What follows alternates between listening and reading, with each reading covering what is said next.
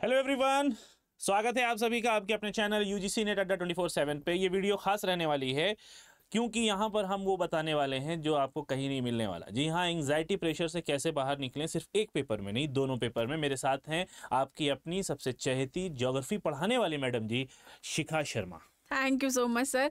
और सच में बहुत एनजाइटी होती है, पेट में बहुत सारी बटरफ्लाइज होती है एग्ज़ाम हॉल में घुसते टाइम, वेन्यू के साइड जाते समय, लोकेशन पे जाते टाइम, और बैठ के जब पेपर स्टार्ट करना होता है उस दौरान बच्चे जो एनजाइटी में की ट्रेन में बैठे होते हैं। तो आज हम उसी एनजाइटी पे बात करने वाले हैं। सो मसरूर सर, पहले आप पेपर 1 के बारे में बताइए क्योंकि वो सबसे इम्पोर्टेंट है। पेपर 1 में एज यूजुअल अगर आप मेरी क्लास अटेंड करते हैं तो मैं क्लास के इन बिटवीन आपको बहुत सारी चीज़ें बताते रहता हूं, उसको कलेक्ट करके इस वीडियो में मैंने जमा कर दिया है। पेपर 1 पे कुछ एक आध चीज़ें ऐसी हैं जो आपको बहुत ध्यान देने वाली है, जिसमें सबसे पहले एंग्जाइटी तो म्यूचुअल है। आपको एग्जाम की एंग्जाइटी होती है, लेकिन बहुत ज़्यादा उसको ओवर एंग्जाइटी नहीं करना है कि आप अपना एग्जाम खराब करके चले आए। कुछ बातों का ध्यान देना है जो कि एडमिट कार्ड में लिखा होता है। अब एग्जाम के पर्सपेक्टिव से सबसे पहली चीज़, एक बात मैं कहता हूं कि मुझे सबसे आसान यूनिट लगती है रिसर्च एप्टीट्यूड, किसी को सबसे मुश्किल लग सकती है। मुझे सबसे आसान लगता है डेटा इंटरप्रिटेशन, किसी को ये बहुत मुश्किल लग सकता है। ठीक है, एग्जाम का जो अप्रोच है वो slow and study wins the race वाला है कि आप आसान क्वेश्चन को धीरे धीरे करें। अभी मैम किसी से डिस्कस कर रही थी कि वहां पे किसी ने पूछा और शायद कोई फैकल्टी आपस में डिस्कशन कर रहे थे कि अगर मुश्किल क्वेश्चन पे कोई फंस जाए तो हमें क्या करना चाहिए। वहां पे टाइम वेस्ट करना चाहिए, बजाय कि एक क्वेश्चन पे आप 5 मिनट दें, उस 5 मिनट में आप 10 से 15 क्वेश्चन कर लीजिए, आसान आसान क्वेश्चन। तो वो आप वहां पे 2 नंबर के चक्कर में आप ये 18-19 नंबर आप छोड़ देते हो। तो पहली चीज है जो कि बहुत कॉमन है कि आपको एंग्जाइटी नहीं रखनी है। एंग्जाइटी कब नहीं होगी? जब आप ये सोचिए कि जो आपने पढ़ा है वो मोर देन एनफ है। ठीक है, लेस इज मोर। जितना आपने पढ़ लिया है अब उसी में से काम आपको चलाना है। और आप पीजी के स्टूडेंट हो, ठीक है, अगर कहीं आप फंसते भी हो तो अपने जो दिमाग के घोड़े हैं उनको दौड़ाइए और इनसे आप कुछ इंसाइट्स निकालिए कि आपने कभी इसके बारे में कुछ पढ़ा होगा। सोचना बहुत इंपॉर्टेंट चीज होती है और यही सबसे ज्यादा मेंटल वर्कआउट आपको सीबीटी में करना पड़ता है। जो कंप्यूटर बेस्ड टेस्ट होता है उसमें सबसे ज्यादा मेंटल वर्कआउट आपको करना पड़ता है मैम, ऐसा या नहीं? पहले जो ऑफलाइन एग्जाम होते थे उसमें फिजिकल वर्क भी होता है, कलम भी चलानी है, साइन भी करना है, गोले भी भरने। यहाँ पे क्या करना है, आंसर समझ में आया, क्लिक किया, आगे बढ़ दिया। ज्यादा काम आपको दिमाग से करना है। तो दिमाग को जितना ठंडा रखेंगे, कूलेंट क्या है दिमाग का? दिमाग का कूलेंट ये है कि आप अपने आप को ये सोच के जाएं कि आपने जो पढ़ा है एग्जाम उसी में से आने वाला है और आप बहुत कुछ पढ़ चुके हो। ठीक है, अब कहते हैं नहीं कि सर समझ में नहीं आ रहा, ऐसा लग रहा है सब भूल गया है। तो मैं एक एग्जांपल दिया करता हूं कि अगर गागर है या कोई आप लोटा ले लीजिए, कोई भगोना ले लीजिए, वो पूरी तरीके से फुल कर दीजिए। अब जब वो भरा है दोबारा से उसमें कुछ चीज जाएगी तो जाहिर है वो बाहर गिरेगी। ठीक ऐसे ही होता है कि हमारा जो दिमाग है, जो कॉग्निटिव एबिलिटी है, जितना कैप्चर करना होता है वो कैप्चर कर चुका होता है। अब जरूरत के वक्त वो आपको डिमांड भेजेगा, वो आपको क्या कहते हैं सिग्नल्स भेजेगा। तो जब आप एग्जाम रूम में जाओगे क्वेश्चन देखने के साथ ही अपने आप वो फिगर, वो पिक्चर आपके दिमाग में बन जाएगी। ठीक है, यस। मेंटल मैप की बात आप एग्जैक्टली कर रहे थे, तो आई बिलीव दिस। मैं बहुत ही जनरल चीज़ें आप लोगों को बोलती हूँ कि एनजाइटी मुझे लगता है होना बहुत कॉमन है, जो आपको विश्वास दिलाती है कि आप एक इंसान हो। एनजाइटी नॉर्मल है, आपने पढ़ा है। एंड मैं भी सर के साथ बहुत इस थॉट के साथ अलाइन करती हूँ कि अगर आपने कोई 6 या 7 यूनिट को भी बहुत थरली, बहुत डेप्थ में पढ़ा है तो यूजीसी नेट का एग्ज़ाम जो है आप निकाल सकते हो, पर शर्त है कि वो यूनिट्स आपने अच्छे से पढ़ी हैं। अब कमिंग ओवर दैट की एंजाइटी होती है जब हम किसी क्वेश्चन पे अटक जाते हैं ना सर, सबसे ज़्यादा एंजाइटी तब होती है, तब शायद हमको इन्विजिलेटर की आवाज़ भी सुनाई देने लग जाती है और आसपास वाला कि लगा हुआ है, मुझे वो भी दिखने लग जाता है, यार ये तो कर रहा है, मैं तो नहीं कर रहा, मैं तो अटका हुआ हूँ। तो मुझे लगता है कि अगर आप किसी एक क्वेश्चन पे अटक गए हो, जस्ट फॉर सेकेंड आप 20, 30, 40, 50 सेकेंड आपने ले लिए हैं, वो आपके सबकॉन्शियस में जाकर आपको बहुत परेशान करने वाला है। तो अगर आपको एक रीड में, 2 रीड में अगर कोई क्वेश्चन नहीं आ रहा है ना, तो मैं आपको सजेस्ट करूंगी लीव दैट क्वेश्चन उस मोमेंट के लिए, तो आप दूसरे क्वेश्चन पे जंप करें। और मेरे बच्चों, ये बात ध्यान से समझ के चलना कि ऐसे 10 से 15 क्वेश्चंस होते हैं जो आपके फंसेंगे ही फंसेंगे, क्योंकि एनटीए का पेपर है, वेरिएबल्स होते हैं ये क्वेश्चन जो आपको ऐसा लगेगा शायद मैंने नहीं पढ़े, और आप कितना भी पढ़ के चले जाइए 10 to 15 क्वेश्चन होंगे जो आपको फंसने वाले हैं।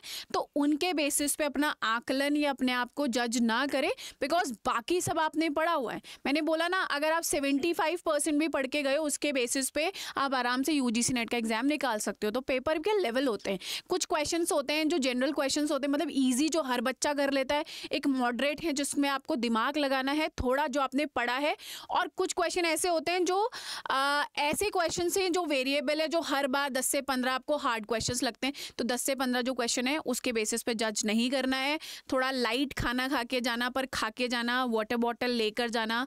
और ये सब चीज़ें अगर मेंटली आप रहेंगे स्ट्रांग, और बैठने के बाद बस अपने आप को ये बोलना मुझे सब आता है, सब हो जाएगा, तो नॉर्मल हो जाएगा। और अगर कंप्यूटर काम नहीं कर रहा तो वेट फॉर अ सेकेंड ना, ऐसे बिल्कुल पैनिक मोड में मत आना, क्योंकि बहुत बार ऐसा होता है कंप्यूटर नहीं चल रहा तो वहाँ बैठा इन्विजिलेटर है, उससे बात करिए, सब कुछ अवेलेबल, टाइम ऊपर मिल जाता है। यस, वो लेग अगर आप कर रहे हो तो वो सब प्रॉपर आपको मिलता है। एंजाइटी में हम कहीं ऐसा ना हो कि इतना पैनिक करे कि ये सारी चीजें भूल जाएं। अच्छा मैम, एक बात मैं और आपसे पूछना चाहूंगा, हम दोनों ने एक म्यूचुअल स्ट्रेटेजी लेके बात की कि एंजाइटी क्या हो, एग्जाम हॉल में क्या अप्रोच रहना चाहिए। एक बात मैं आपसे पूछूं, क्योंकि आप स्पेसिफिक एक सब्जेक्ट पढ़ाती हैं, ज्योग्राफी, तो मुझे नहीं पता कि ज्योग्राफी में कैसा अप्रोच होना चाहिए। अगर आप इस लिहाज से कुछ बता पाए बच्चों को, एक दो बातें कि क्या अप्रोच ज्योग्राफी के लिए रखना चाहिए, क्वेश्चन को कैसे अटेम्प्ट करना चाहिए, या फिर कौन से क्वेश्चन कैसे करने चाहिए, या कितने क्वेश्चन करना है कि आप जीआरएफ के करीब पहुंच जाओ। सर मेरे को ऐसा लगता है जैसे अगर इन जनरल भी पेपर 2 की बोलूँ तो पेपर तो सर सारा अटेम्प्ट करो, क्योंकि 100 नंबर का पेपर 100 क्वेश्चंस आने वाले हैं, और नेगेटिव मार्किंग नहीं है। और एक रूल और है कि अगर कोई क्वेश्चन ड्रॉप हुआ तो मार्क उसी को मिलेगा जिसने अटेम्प्ट किया है। बट मुझे पता है, मैं हमेशा अपने पेड स्टूडेंट्स को भी ये बोलती हूँ कि पेपर हमेशा 3 गो में करना चाहिए। एक बार आपने क्वेश्चन स्टार्ट किए ना तो वो आपके 100% सही होते हैं जो आपने एक गो में कर दिए, वो आपने बहुत अच्छे से पढ़े। सेकंड गो में हम हमेशा उस क्वेश्चन पर अटकते हैं जिसके 2 ऑप्शंस में हमें प्रॉब्लम होती है, वहाँ बच्चा सबसे ज़्यादा अटकता है कि यार मुझे 30-70 प्रॉब्लम हो रही है, 70% एक पे विश्वास आ रहा है, 30% दूसरे ऑप्शन पे आ रहा है। और तीसरा वो गो होता है जिसमें हमें कुछ नहीं आता, जहाँ हम सिर्फ तुक्का मारते हैं, और उसमें से चांसेस ऐसा होता है कि वो क्वेश्चन आपका सही भी होगा या नहीं भी होगा, 50-50 वाला। तो जो हमारी जीआरएफ या नेट निकलती है ना, वो फर्स्ट 2 गो में निकलती है। थर्ड गो तो मेरे लिए मोर द मैरियर वाली बात हो गई। बट हाँ, और मुझे लगता है सबसे बेस्ट है सर अटकना किसी सवाल पे नहीं, क्योंकि वो एक क्वेश्चन आपकी डेस्टिनी को तय नहीं करेगा, because there are lot more things are coming. तो वो आप उसको पढ़ के, उसको रीड करके अगर क्वेश्चंस को करें। एंड सर एंजाइटी हम को वहीं से स्टार्ट हो जाती है कि मुझे जाना है, पहुंचना है टाइम से। तो अगर आप रूल्स रेगुलेशन फॉलो करोगे तो मुझे लगता है इस एंजाइटी से तो बच ही जाओगे। Thank you ma'am. वीडियो के आखिरी में जाते जाते मेरा अपना जो अप्रोच रहता है ये मैं आपको बता दूं। सबसे पहले आपको एक काम ये करना है, एंजाइटी से बचने का सबसे अच्छा तरीका, 150 क्वेश्चन होते हैं जिसमें से आपको 40 क्वेश्चन नहीं करने, 40 क्वेश्चन छोड़ना है। ठीक है, छोड़ने का मतलब ये नहीं है कुछ अनअटेम्प्टेड रह दो, उस पर कुछ मत करो, करके आना है, कैसे भी तुक्का लगा दो या फिर समझ के करके आओ, हो गए तो अच्छी बात है। लेकिन आप ये सोच के जाओ कि आपको 150 में से सिर्फ 110 से 115 क्वेश्चन करने हैं, सही की मैं बात कर रहा हूं। उसके बाद जो बचे हुए 20, 25, 40 जितना भी आपके मन में आ रहा है उसको तुक्का लगा के आओ। छोड़ के तो कोई नहीं आना, पहली बात ये गांठ बांध लेना, छोड़ के कुछ भी नहीं आना। तो सिर्फ क्यों मैं ऐसा कह रहा हूं, क्योंकि ये जो एग्जामिनेशन है ये क्वालिफिकेशन का है। जो बच्चा जस्ट क्वालिफाई हो रहा है और जिस बच्चे ने पूरे मार्क्स पाए, दोनों एक ही सफ में खड़े होंगे। ऐसा नहीं हो कि उसके लिए रेड कारपेट बिछेगा, आप पीछे रह गए, ना। आपको हो सकता है आप जस्ट क्वालिफाई हुए हो, आप एक क्रीम इंस्टीट्यूट से पीएचडी कर रहे हो और दूसरा वाला ना कर रहा हो, या उसको प्रायोरिटी ना मिली हो। ठीक है, पोटेंशियल का पता नहीं होता। तो सबसे पहली चीज जो एंजाइटी को एकदम ऊपर से नीचे ले आएगी वो ये है कि आपको सिर्फ 110 से 115, 120 क्वेश्चन सही अटेम्प्ट करने, बाकी आपके ऊपर है। टिक सबको लगा के आ जाना, छोड़ना एक भी नहीं है। पहली चीज ये सोच लेना कि सिर्फ आपको क्वालिफाई करना है, आपको 300 नंबर नहीं लाना है, आपको 200, 210 नंबर लेके आना है। ठीक है मैम, कुछ और कहना है? बस सर, ऑल द वेरी चलिए, thank you so much for being with me. यहाँ तक जुड़े रहने के लिए आए हैं। वीडियो अच्छा लगा होगा, लाइक कर दीजिए वीडियो को, आगे ज्यादा ज्यादा शेयर कर दीजिए, क्योंकि ज्ञान रखने से सड़ता है, बढ़ने से बढ़ता है, बटने से बढ़ता है। तो इसको आगे बढ़िए और हमारे चैनल को सब्सक्राइब करते हुए जरूर जाइए। Thank you so much.